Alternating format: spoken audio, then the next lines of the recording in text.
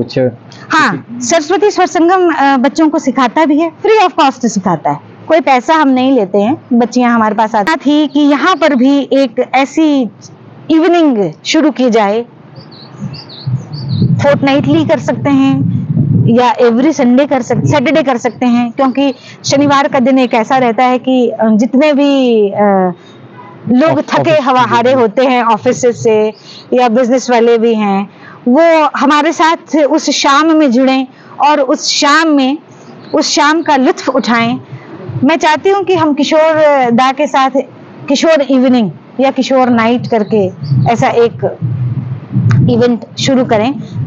एक मैं जगह तलाश कर रही हूँ, मेरे साथ कुछ एक मेरे साथी भी हैं जुड़े हुए, विकास जी भी उसमें से एक हैं, और हम इसको जो बहुत जल्दी ही एग्जीक्यूट करेंगे। वर्ल्ड में झमाकड़ा को लेकर के फर्स्ट स्थान हमने प्राप्त किया था और एशिया में हमने सेकंड स्थान प्राप्त किया था। अब महासू की बात कर लीजिए या कुल्लू की बात कर ली जाए या लाहौल स्पीति की बात कर ली जाए, वहां पे नाटी बड़ा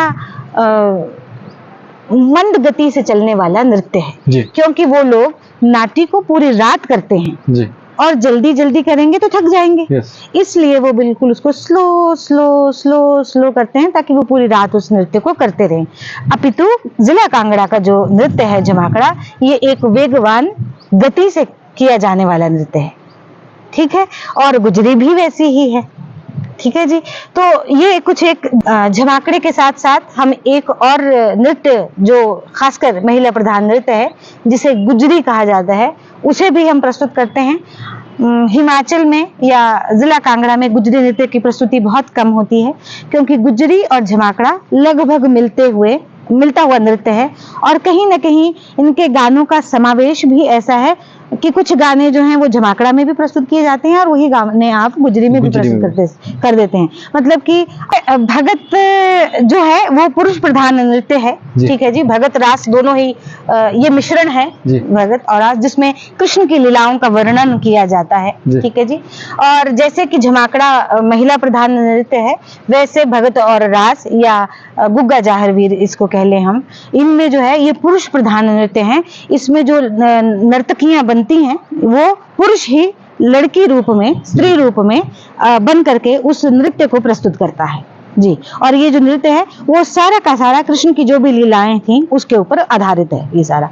और ये हेलो फ्रेंड्स, मैं विकास शर्मा आज आपके सामने एक नए गेस्ट के साथ।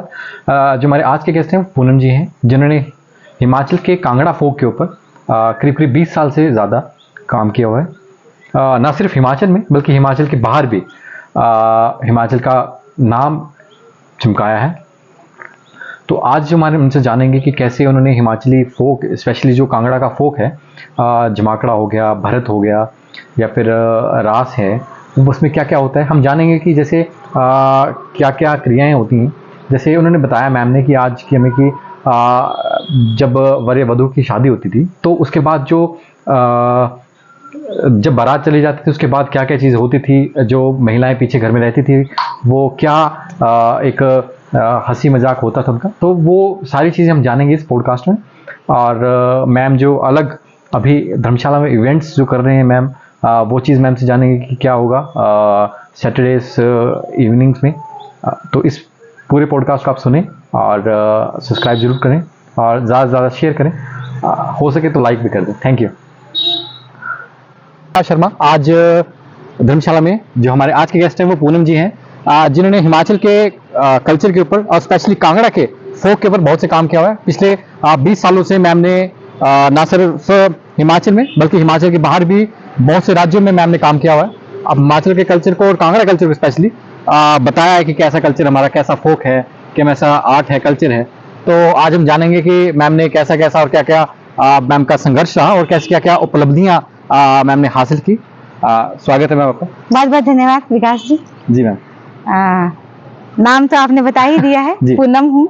सरस्वती स्वर संगम ये हमारी सांस्कृतिक एक ऑर्गेनाइजेशन है जी, जो पिछले 20 साल से तकरीबन धर्मशाला के अलावा पूरे राज्य में तो काम करती है। और हम लोग जिला कांगड़ा का जो लोक नृत्य है झमाकड़ा, उसको प्रस्तुत करते हैं। उस पे हमने बहुत काम किया है। इसका जो प्रस्तुतिकरण है वो हम राज्य के साथ साथ जो है बाहर के राज्यों में भी करते आए हैं। पिछले 20 सालों में हमने बहुत सा स्टेट्स घूमी हैं, वहाँ के गवर्नमेंट ने हमें बुलाया है, हमने झमाकड़ों को वहाँ पे रिप्रेजेंट किया है। तो ये जर्नी शुरू हुई थी 20 जनवरी 2002 या 3 से, और तब से लेकर आज दिन तक मैं इसमें काम करती आ रही हूँ। क्योंकि झमाकड़ा हमने मैं अगर स्टूडेंट्स की बात करूँ तो हमने स्कूल में करते हुए देखा है, लेकिन झमाकड़ा वो एक सिर्फ झमाकड़ा नहीं है, झमाकड़ा कुछ और भी है। जी विकास जी, झमाकड़ा जो है वो मतलब वर और वधू जी दोनों पक्षों में जो है इसको किया जाता है। जब वर ब्याहने के लिए चला जाता है, बारात लेकर चला जाता है, तो पीछे से घर की जो महिलाएं रह जाती हैं वो गायन और नृत्य के माध्यम से इसको प्रस्तुत करती हैं, जिसको झमाकड़ा कहा जाता है। ठीक है, लेकिन आजकल मैं इसमें कुछ और भी जोड़ना चाहूंगी कि ये जो झमाकड़ा नृत्य है ये केवल और केवल महिलाओं के द्वारा किया जाने वाला एक नृत्य है। ठीक है, लेकिन आजकल जो इस नृत्य को है ना उसका शोषण हो रहा है जी। और शोषण कैसे हो रहा है कि इसमें पुरुषों को भी इन्वॉल्व किया जा रहा है, जबकि ऐसा झमाकड़ा में कहीं पे भी नहीं होता। ठीक है, जितने भी गाने झमाकड़ा के हैं, चाहे उसमें कोई पुरुष प्रधान नृत्य भी आता है तो केवल लड़कियां या घर की महिलाएं ही उस नृत्य को प्रस्तुत करती हैं। ठीक है, लेकिन आजकल जो है इसमें बहुत ऐसी चीजें हैं, मॉडर्नाइजेशन करने की कोशिश की जा रही है, पर मुझे नहीं लगता कि इस पे ना कोई ऐसा आधुनिकीकरण छेड़छाड़ जो है इस नृत्य के साथ तो क्या किसी भी फोक डांस के साथ या फोक सॉन्ग के साथ नहीं किया जाना चाहिए। फोक सॉन्ग में फिर हम थोड़ी सी वेरिएशंस ले आते हैं, कर देते हैं, लेकिन स्पेशली जो डांस फॉर्म होती हैं फोक की, उसके साथ कोई भी छेड़छाड़ी नहीं की जानी चाहिए। तो वो क्या कह रहा था झमाकड़े में, क्या चीज हो जाता है उसमें थोड़ा? देखिए, झमाकड़ा जो नृत्य है उसमें क्या होता है कि जैसे मैंने आपको बताया वर और वधू दोनों पक्षों में ये गाया जाता है। बेसिकली जब लड़का ब्याहने के लिए जाता है, वर को बारात लेकर के जाता है, तो उसका स्वागत वहां पे कैसे किया जाता है। ठीक है, सुबह से लेकर के भगवान के बुलाने से लेकर के उसका एक गीत है बिहागड़ा जिसे कहते हैं, उसको से लेकर के बारात की विदाई तक, लड़की की विदाई तक के गाने पूरे इस झमाकड़ा नृत्य में प्रस्तुत किए जाते हैं। ठीक है, और इसमें मीठी मीठी गालियां दी जाती हैं, जब वो खाना खाने बैठते हैं तब गालियां दी जाती हैं, है ना। बारात आती है तब उनका स्वागत मीठी गालियों के साथ, अटखेलियों के साथ, छेड़खानी के साथ उनके साथ किया जाता है। ये झमाकड़ा नृत्य की प्रधानता है। और झमाकड़ा कांगड़ा का कल्चर और क्या क्या है अगर हम इसमें देखें तो? देखिए, वैसे तो कांगड़ा का फोक जो है वो बहुत ज्यादा है। झमाकड़ा जो है वो इसका एक प्रधान नृत्य रहा है। इसके अलावा भगत, रास और गुग्गा जाहरवीर ये कथाएं होती हैं, जिन दंत कथाएं हैं और जिनको नृत्य रूप में प्रस्तुत किया जाता है, और ये सब कथाएं जो हैं वो अब विलुप्त होती जा रही हैं। झमाकड़े को जब मैंने करना शुरू किया था तो ये बेचारा बहुत ही अपनी दयनीय स्थिति में था, और मैं आपको बताना चाहती हूँ कि मेरे लिए भी एक ये हर्ष की बात है, तकरीबन 1000 से ज्यादा लड़कियां आज दिन तक मेरे से झमाकड़ा सीख कर गई हैं और अपने अपने गृहस्थी वो संभाल रही हैं। कुछ एक लड़कियां बच्चियां जो मेरे साथ शुरू से थी वो आज भी हैं, चाहे उनके 2 बच्चे हो गए हैं, लेकिन वो झमाकड़े को उसी शिद्दत के साथ स्टेज पे परफॉर्म करती हैं जैसे वो अपने बैचलर लाइफ में परफॉर्म करती थी। तो ये एक बहुत बड़ी बात है कि मैं इनको बच्चियों को सिखाया है और अभी यहाँ तक पहुंची हूँ। लेकिन अब जो है वो मुझे लगता है जो भी मेरा संघर्ष रहा है इतने सालों का, वो कहीं ना कहीं उसको ठेस पहुंच रही है, क्योंकि जैसे सिरमौर की नाटी है, विश्व स्तर पर उसको प्रदर्शन करके आए हैं जोगिंदर हाबी जी, वैसे ही सन शायद 1982 की बात है या 80 से पहले की बात है, जो आपके झमाकड़ा के नृत्य के हमारे जन्मदाता ही उन्हें कह सकते हैं, डॉक्टर व्यथित जी जिन्होंने झमाकड़ा बनाया है, ठीक है, उन्होंने इसको रिप्रेजेंट किया है आउट ऑफ द कंट्री भी। तो उसके बाद आज दिन तक झमाकड़ा को कहीं भी विदेश में प्रस्तुति के लिए नहीं बुलाया गया, ठीक है। विदेश तो छोड़िए, हमको अपने राज्य में भी लोकल भी वो स्थान नहीं मिल पाता है जो झमाकड़ा का होना चाहिए, ठीक है।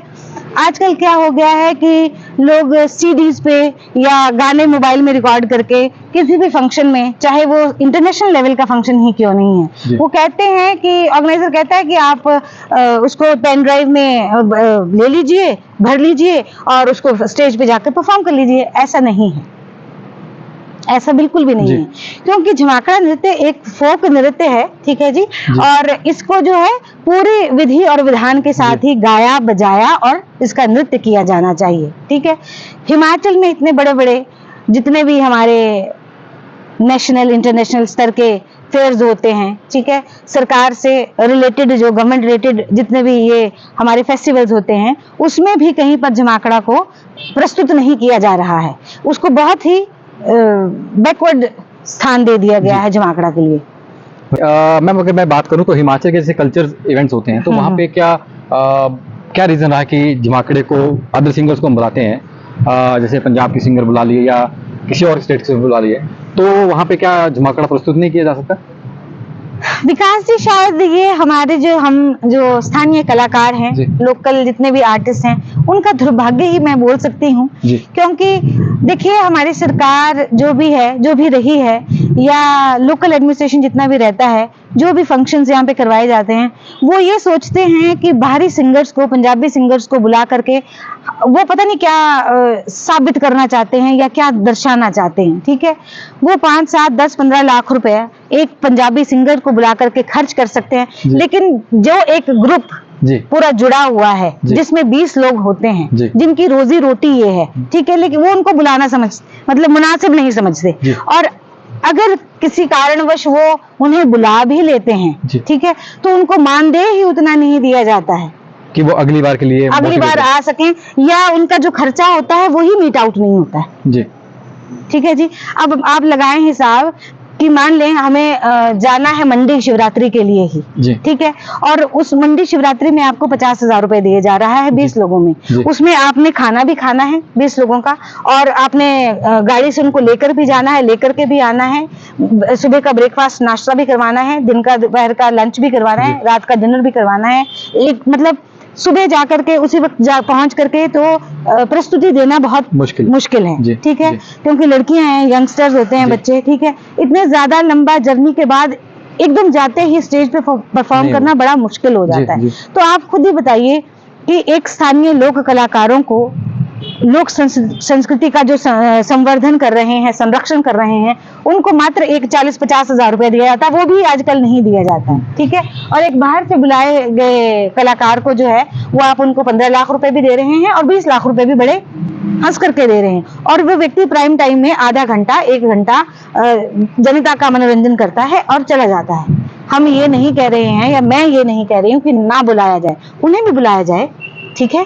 संस्कृति का जो कल्चर का एक्सचेंज करना है वो बहुत जरूरी है, लेकिन जो हमारे अपने कलाकार हैं उनके साथ ज्यादती ना की जाए, ये मेरा एक मतलब आपके माध्यम से जी है ना, तो ये संदेश लोकल एडमिनिस्ट्रेशन या फिर जो लोग चाहते हैं कि हमारा कल्चर दिखे या हम दिखाएं, क्योंकि कई बार ऐसा होता है कि लोग पूछते हैं जी यहाँ का कल्चर क्या है, क्योंकि टीवी पे दिखता है कुछ चीज, लेकिन कुछ चीजें टीवी पे कल्चर नहीं दिखता जी जी है ना, कैसा है व्यवस्था यहाँ पे, शादी में लोग नहीं आ पाएंगे, लेकिन वो जब हमको किसी के फोक के थ्रू दिखता है तो वो चीज मुझे लगता है कि एडमिनिस्ट्रेशन को और जो लोग इवेंट करवाते हैं उनको भी ये चीज प्रेजेंट करानी चाहिए। बिल्कुल बिल्कुल जी। मैम आपने एक भगत की बात की, एक रास की बात की, तो उसमें क्या क्या चीजें होती हैं वो चीज?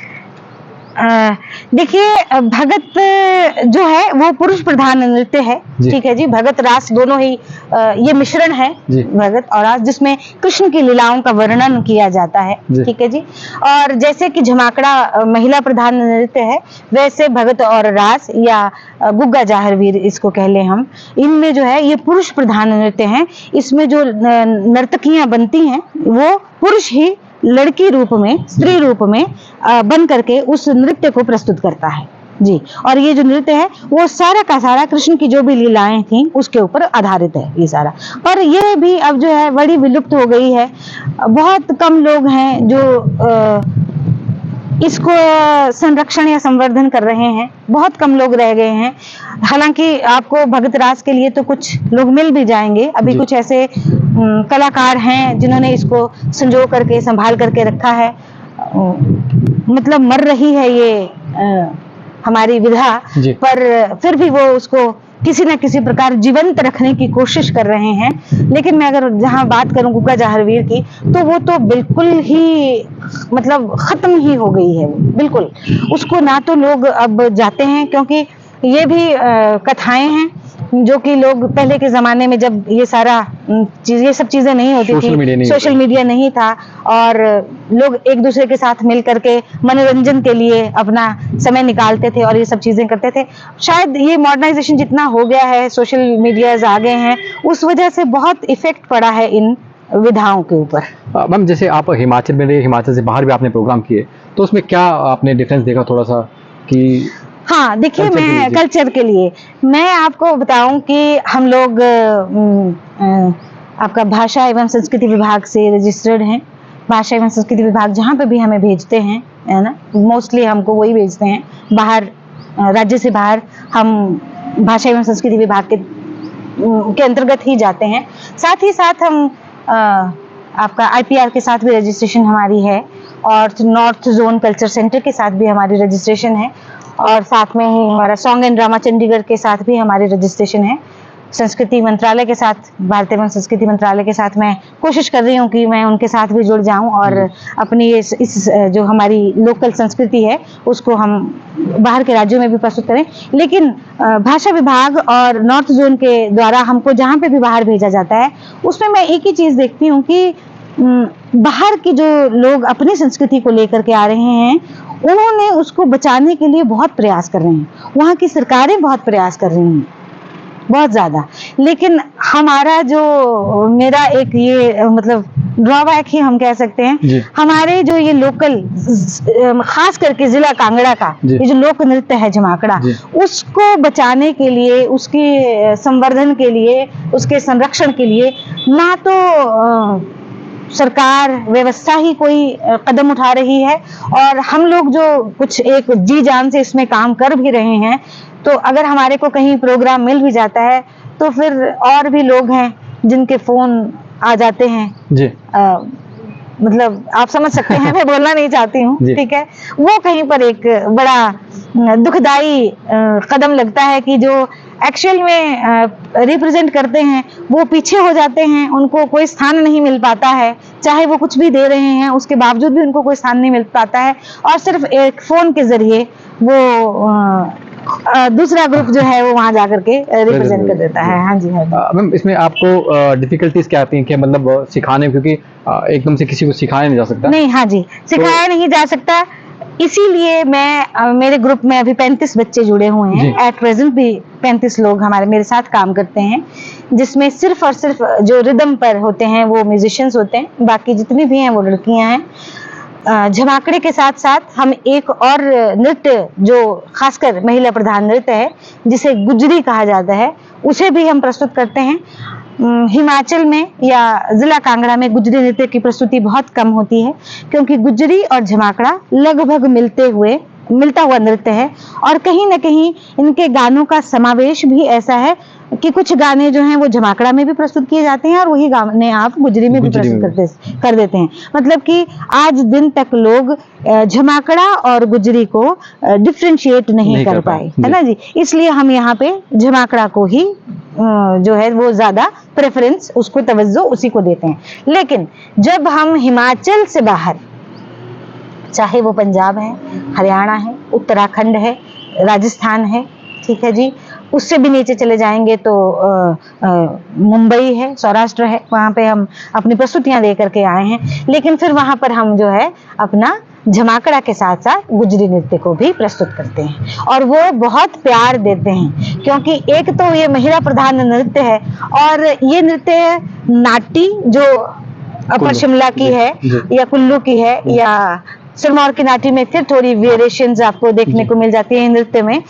लेकिन अब महासू की बात कर लीजिए या कुल्लू की बात कर ली जाए या लाहौल स्पीति की बात कर ली जाए, वहां पे नाटी बड़ा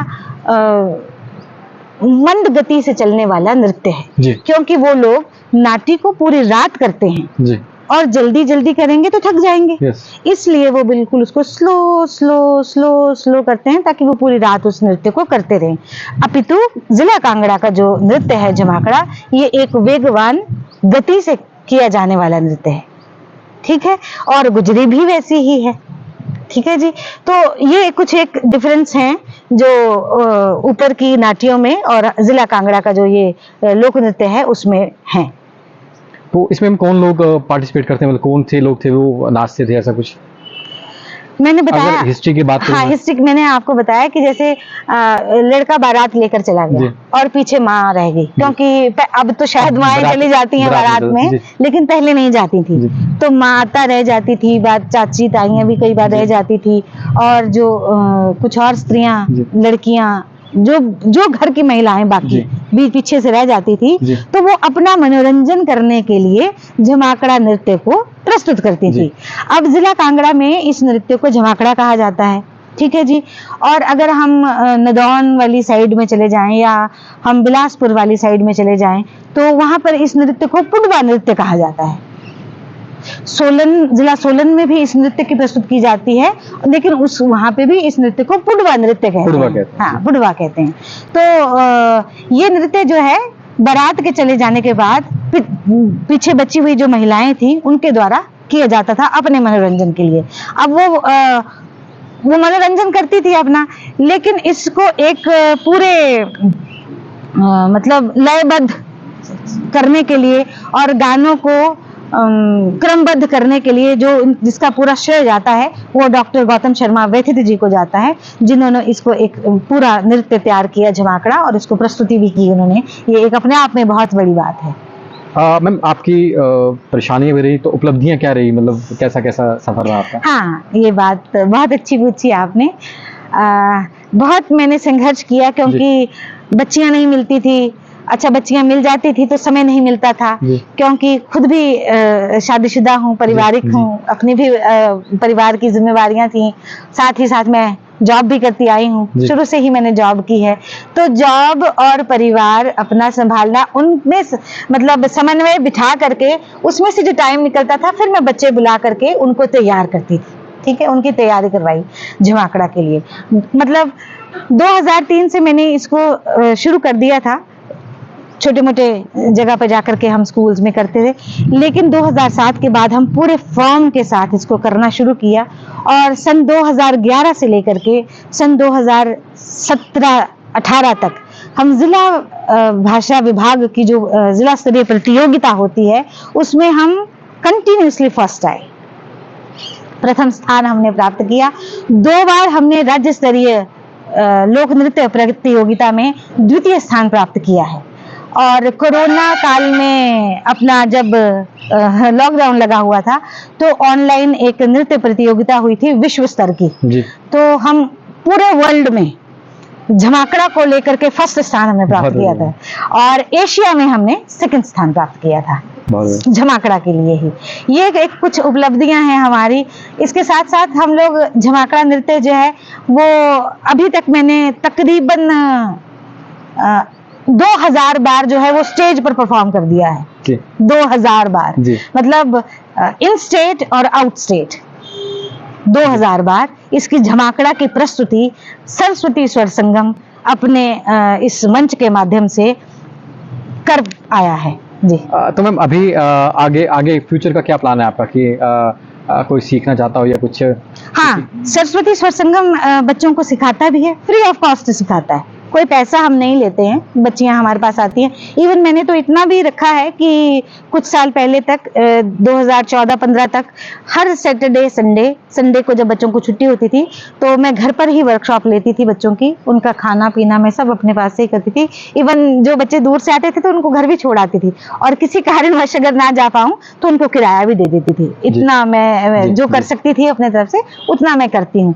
लेकिन अब शायद बच्चों में भी वो रुचि कम हो गई है और समय का भी शायद अभाव हो गया है, तो बच्चे अब सीखने भी कम आते हैं, और जो बच्चे सीख जाते हैं फिर वो बड़ी स्टेज मांगते हैं, और एक बार सीखा हुआ बच्चा जो है वो फिर हर जगह जाकर परफॉर्म करने लग जाता है। ऐसी अभी किसी ने सीखना हो कुछ करना तो वो मिल सकता है? हाँ जी, हाँ जी, हाँ जी। DAV स्कूल धर्मशाला में जो है उसके बिल्कुल अपोजिट में सरस्वती ईश्वर संगम का ऑफिस है, वहां पर हम झमाकड़ा इसकी वर्कशॉप तो लगाते ही हैं। अब आगे मैं दोबारा से वर्कशॉप लगाऊंगी जैसे ही छुट्टियां होंगी, क्योंकि बच्चों को छुट्टियों में ही समय मिल पाता है। उसके साथ ही साथ हम हारमोनियम भी सिखाते हैं, ठीक है। जो भी इंस्ट्रूमेंट बच्चा सीखना चाहता है वो सारा इंस्ट्रूमेंट हम उन बच्चों को सिखाते हैं। नृत्य जो है वो मैं बिना किसी फीस के सिखाती हूँ, लेकिन और अदर इंस्ट्रूमेंट्स के लिए मैं उनसे बहुत नॉमिनल से चार्जेस जो हैं, जो बच्चा अफोर्ड कर सकता है उतने से मैं लेती हूँ, क्योंकि हारमोनियम तो मैं खुद बजा करके बच्चों को सिखा देती हूँ, ढोलक भी बजा करके सिखाती हूँ, और सितार, गिटार और तबले के लिए मुझे मतलब टीचर्स बुलाने पड़ते हैं, तो फिर उनको तो देना ही पड़ता है। जो बाहर से आते हैं फिर उनको देना ही पड़ता है। हाँ जी सर। मैम इसमें फोक में अभी हम और क्या क्या कर सकते हैं? जैसे मिल के मान लीजिए आपके साथ सरकार है या सरकार नहीं है, या फिर कोई लोग जो आपसे जुड़ने, तो वो क्या आपका गोल रहेगा कि कैसा कैसे यहाँ पे फोक को हम बचा सकते हैं या कैसे उभार सकते हैं अच्छे से? देखिए, मैं तो चाहती हूँ कि लोग मेरे साथ जुड़ें, महिलाएं मेरे साथ जुड़ें, घर की महिलाएं जो हैं, क्योंकि जितने भी हमारी गृहस्थ महिलाएं हैं सबको झमाकड़े के बारे में पता है। हर एक महिला, मैं दावे के साथ कह सकती हूँ कि जब भी वो किचन में खाना बनाने जाती होंगी ना, तो जरूर कोई ना कोई एक गाना झमाकड़े का जरूर गुनगुनाती होंगी महिलाएं, जो हमारी मतलब मेरी उम्र की होंगी, 35 प्लस होंगी, 40 प्लस होंगी, 50 प्लस होंगी, इस एज की महिलाएं जरूर गाती। तो मैं चाहती हूँ कि वो महिलाएं भी मेरे से जुड़ना चाहें तो जरूर जुड़ें, और हम इस अपनी जो विधा को है उसको बचाएं, उसका जितना ज्यादा से ज्यादा संरक्षण हम कर सकें वो करें, और जितनी लड़कियां, जितने बच्चे इसको सीखना चाहते हैं वो सीखें। कोई पैसा नहीं है, कोई लेना नहीं है, मतलब इसमें चार्जेस वगैरह नहीं है। अगर एक बार हम इस विधा को बचा लेते हैं और इसको अच्छी तरीके से मतलब देखिए, कई बार शब्दों की बड़ी कमी हो जाती है, मतलब बच्चे अगर इसको सीख जाते हैं, नहीं मैं ये नहीं कह रही हूँ, कॉलेज में बच्चों को सिखाया जाता है, कॉलेजेस में बच्चों को झमाकड़ा करवाया जाता है, कुछ एक स्कूल्स भी हैं अब जो बच्चों को झमाकड़ा सिखा रहे हैं। तो अगर हम मिल करके इसके ऊपर काम करें तो शायद मुझे लगता है कि हम भी, अगर मैं ऑनलाइन प्रतियोगिता जीत सकती हूँ तो हम फिजिकली भी कहीं पर जा सकते हैं और अपनी इस विधा को वहां पर जाकर के प्रस्तुत कर सकते हैं। अभी मैम आपने और एक बात की कि आप इवनिंग के ऊपर इवेंट्स करने वाले हैं कुछ, तो उसमें क्या चीज रहेगा? जैसे हाँ, मैं सोच रही हूँ कि एक देखिए, थोड़ा सा अपने बारे में बता दूं, मैंने आपको बताया नहीं विकास जी, मेरा जो बचपना है वो संगीतमय परिवार से में ही गुजरा है जी। हमारे घर में ही संगीत है। मेरे पापा श्रद्धेय Shri Shambhunath Sharma ji public relation department में तबला वादक थे, और हम 5 बहनें हैं, पांचों की पांचों ही जो हैं वो म्यूजिक में कहीं ना कहीं जुड़ी हुई हैं, किसी तरीके से जुड़ी हुई हैं। और ये जो बचपन से ही मुझे म्यूजिक का माहौल रहा है हमारे घर में, उसी को देखते हुए मैंने झमाकड़ा के ऊपर काम किया, और झमाकड़ा को मतलब जिस स्तर तक मैं ले जाना चाहती हूँ, शायद वहां तक तो नहीं पहुंची, पर मेरा प्रयास है कि मैं एक दिन वहां जरूर पहुंचूंगी जी। उसी संगीतमय वातावरण में मैंने किशोर दा को, रफी साहब को, मुकेश साहब को, मन्ना डे जी को बचपन से ही सुना है, लता जी को सुना है, आशा जी को सुना है। एक दिली तमन्ना थी कि यहाँ पर भी एक ऐसी इवनिंग शुरू की जाए, फोर्टनाइटली कर सकते हैं या एवरी संडे कर सकते, सैटरडे कर सकते हैं, क्योंकि शनिवार का दिन एक ऐसा रहता है कि जितने भी लोग थके हारे होते हैं ऑफिस से या बिजनेस वाले भी हैं, वो हमारे साथ उस शाम में जुड़ें और उस शाम का लुत्फ उठाएं। मैं चाहती हूँ कि हम किशोर दा के साथ किशोर इवनिंग या किशोर नाइट करके ऐसा एक इवेंट शुरू करें। एक मैं जगह तलाश कर रही हूँ, मेरे साथ कुछ एक मेरे साथी भी हैं जुड़े हुए, विकास जी भी उसमें से एक हैं, और हम इसको जो बहुत जल्दी ही एग्जीक्यूट करेंगे, धरातल पर ले आएंगे। और जितने भी अगर हमारे व्यूअर्स इसको सुन रहे होंगे उनसे भी मेरी यही गुजारिश रहेगी कि जैसे ही हमारा ये इवेंट शुरू होता है आप भी आइए और इस शाम का जो है अपनी फैमिली के साथ भी आ सकते हैं, अकेले भी आ सकते हैं। बता दें आपके क्या क्या रहेगा। देखिए शाम को आएंगे, शाम को बैठेंगे तो गाने तो सुनेंगे ही, रफ़ी साहब के भी सुनेंगे, किशोर दा के भी सुनेंगे। हर एक इवनिंग में एक ही सिंगर के गाने हम जो है वो सुनाएंगे। और जो यंगस्टर लड़के हैं, बहुत सारे लड़के यंगस्टर्स हैं, बहुत अच्छी आवाज़ है उनकी, मैं चाहती हूँ उनको भी एक प्लेटफॉर्म सा मिल जाए, लोगों से रूबरू हों वो, है ना। क्योंकि संगीत एक ऐसा माध्यम है ना जिसको सुन करके बहुत एक असीम आनंद की प्राप्ति होती है ना। कितनी भी हमारी टेंशन हो ना, हम एक गाना सुन लें, एक चाहे अगर हमको गाना नहीं भी आता है ना, हम फोन में लगा लें या हमारे पास कोई म्यूजिक सिस्टम है उसमें लगा लें और उसको सुने तो वो दिमाग एकदम शांत हो जाता है और काम अपने आप सरलता से चलने लग पड़ता है।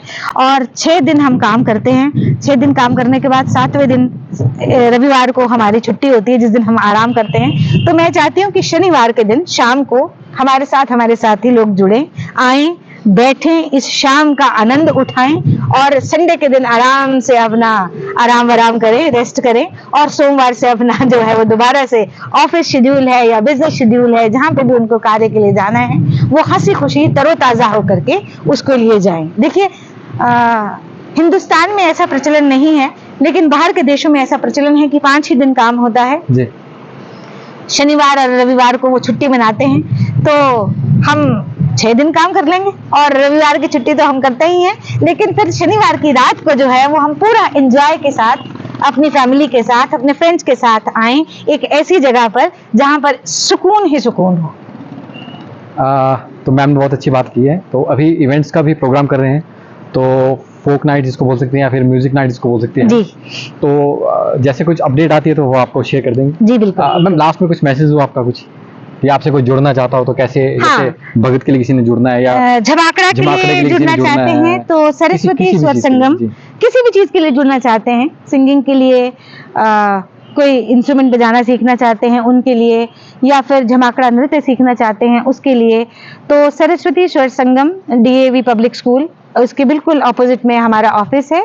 7018531686 ये फोन नंबर है। आप किसी भी समय इस पे कॉल कर सकते हैं। आपके जो भी हम आपके लिए कर सकेंगे जरूर कर पाएंगे। ठीक है, धन्यवाद। बाकी मैम की जो डिटेल्स होंगी और बाकी जो सोशल मीडिया हैंडल्स होंगे वो मैं शेयर कर दूंगा।